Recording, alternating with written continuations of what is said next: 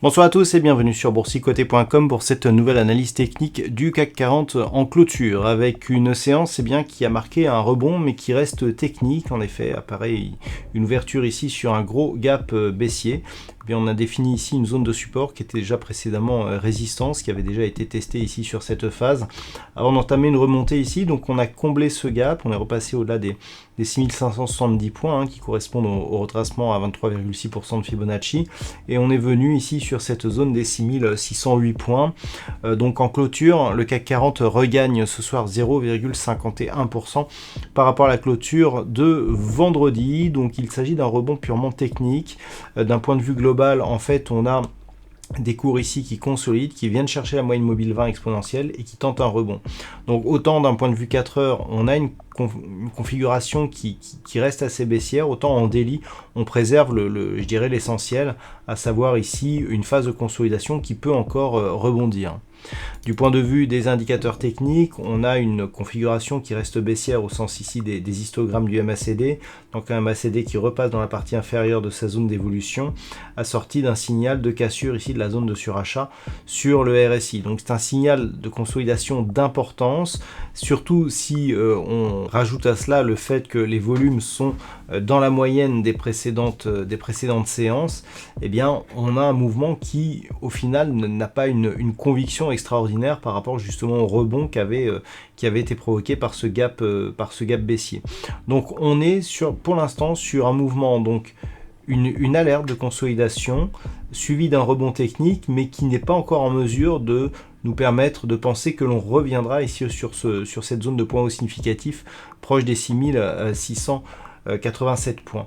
Donc pour demain, ce qu'il va falloir surveiller, ce sont ces deux nouvelles zones là que je vous ai matérialisées, qui correspondent peu ou prou au plus haut et plus bas de la bougie actuelle. Cette zone tout d'abord des 6521 points, donc elle est importante puisque elle avait déjà été ici résistance. On est revenu la chercher en tant que support et on revient ici la rechercher, ce qui nous indique qu'on a ici une configuration avec une ligne d'eau qui pourrait nous donner ceci. Et si on casse cette zone, l'amplitude ici on la reporte sur cette zone de support et ça nous donne l'objectif. Donc on est ici à 6687, on y est à 6521 points. On a environ 260 points, un peu moins, parce qu'il faut se replacer en échelle semi-logarithmique. Donc si on trace ici une ligne qui va de ce point haut à cette ligne, et que l'on la décale justement sur la zone de cassure, voilà, nous avons un objectif approximatif à 6360 points, ce qui définit justement l'objectif en cas de cassure de cette zone. Donc c'est une zone qu'il va falloir surveiller. Tant que l'on reste ici au-dessus de la zone des 6521 points, on reste dans un mouvement qui menace de partir en consolidation, mais qui pour l'instant n'est pas confirmé. Certes, il y a eu ici une rupture du retracement à 23,6% de Fibonacci, ce qui nous indique qu'on pourrait logiquement aller au moins jusqu'au retracement à 38,2%, mais on peut très bien rebondir avant. Tous les retracements de Fibonacci ne sont pas forcément atteints en fonction des règles, et si on parvient à repasser au-dessus des 6608 points, ce sera un signal qui contribuera justement à nous indiquer que nous sommes ici sur une phase de consolidation qui n'aura été que temporaire et que l'on pourrait repartir ici vers un mouvement haussier.